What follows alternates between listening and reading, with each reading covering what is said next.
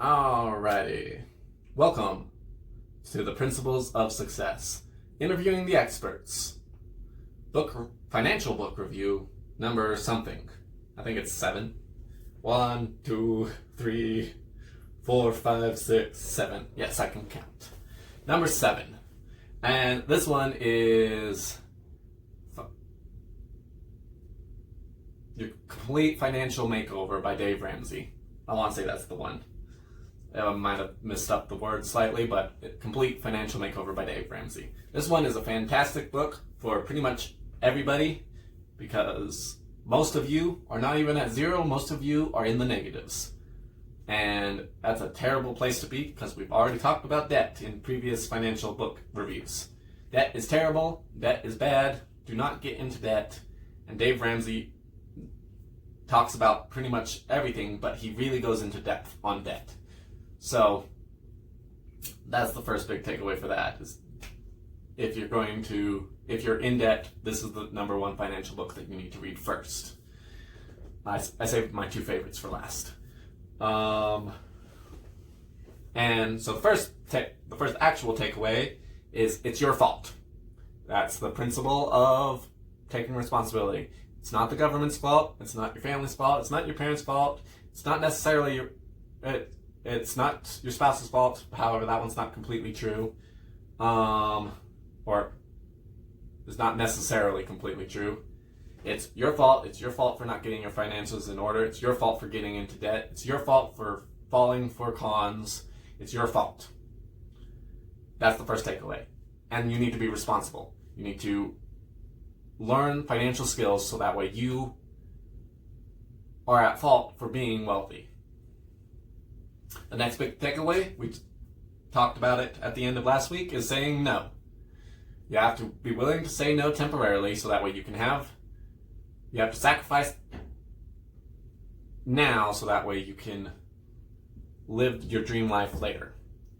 If you don't do that, you're going to always be sacrificing. It's easier to do the hard things now than it is to do the hard things now than it is to try and live in a life.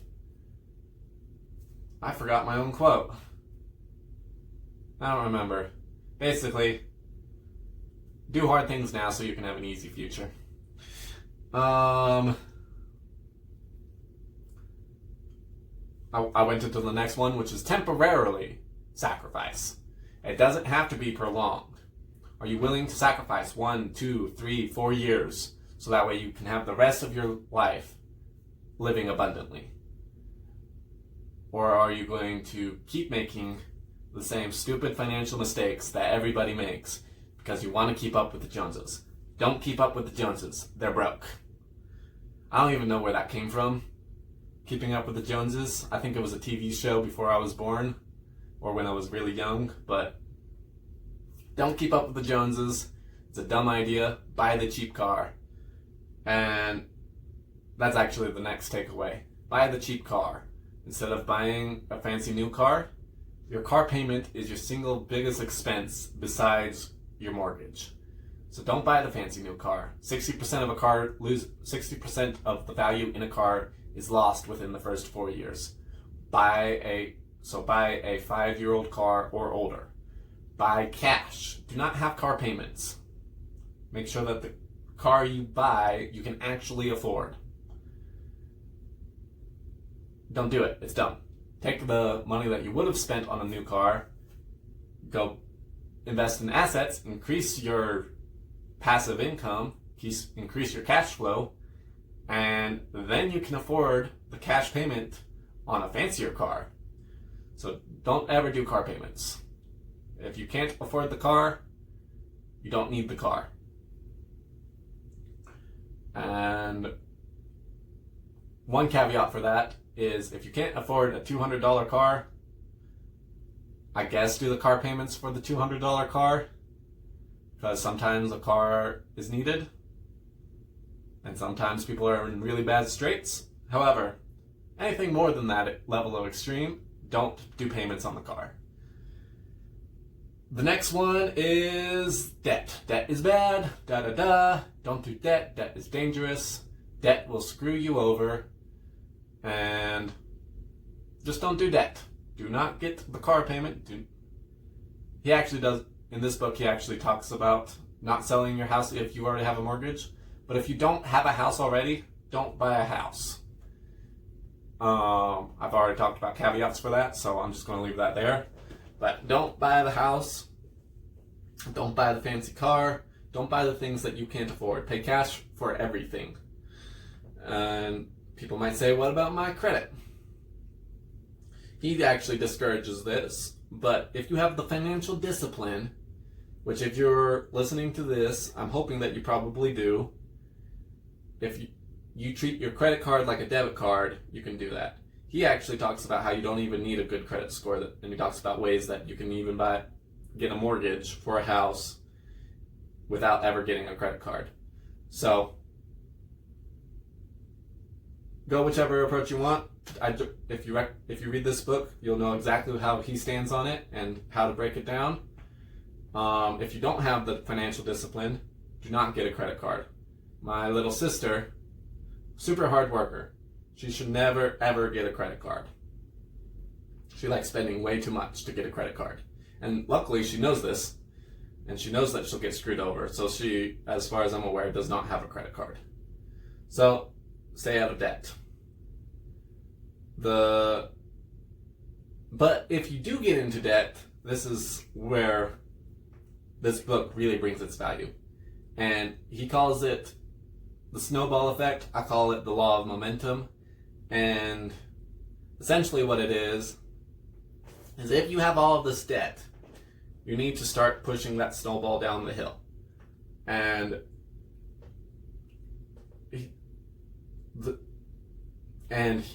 how he has you do it is line up every single one of your debts that you have, from biggest to smallest, not biggest interest to smallest interest amount. The $5 one to the $5,000 one or $50,000 one. And pay the smallest ones off first for two reasons. One, you need small wins. If you don't have small wins, you'll quit and you'll give up and you'll stay in debt. Second reason is because once you free up that debt, you can then, back to the cash flow, reinvest that money into the debt for the next one. And then once that one's cleared up, you can take the money that was going, the minimum payment for that one, and pump it into the next one. Mathematically, it's dumb. However, this is by far the best idea for paying off debt that I have ever seen. So do it that way. The next one is the rule of blowing it up.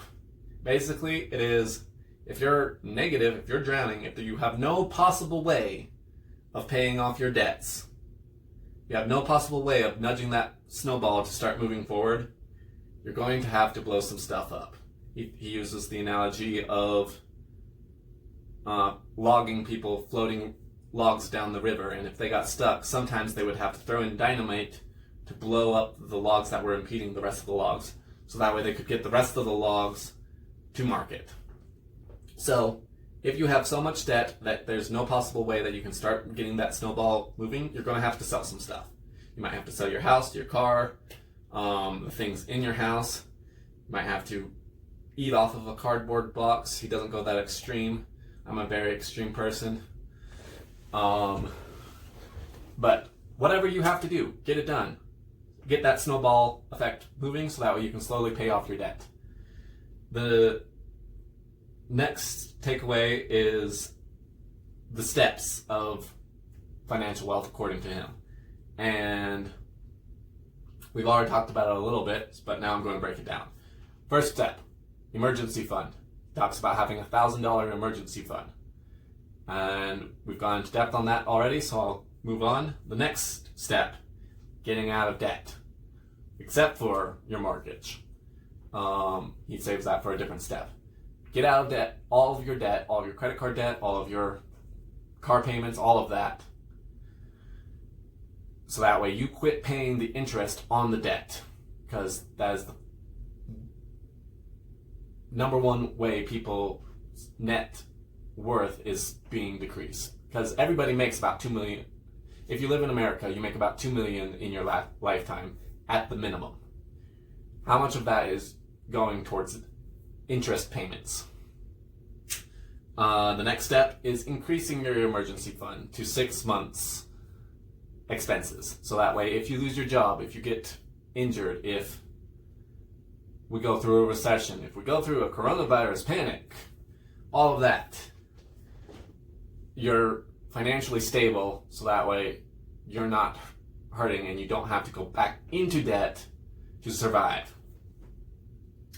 Then the next step, his next step is to invest. Start investing in the stock market and stuff like that. The step after that is investing in a college fund for your kids. Then he talks about paying off your mortgage and then living. So those are his steps for financial abundance and life. I don't necessarily agree with all of those, but I'm going to put them out. They're great. And in fact, it's one of the best systems I've seen. So use it and you'll get results. And when we talk about investing, I actually disagree. That's what to do after you pay off the debt is the part where I disagree with him. And we'll talk more about investing next week. And I will see you all next week.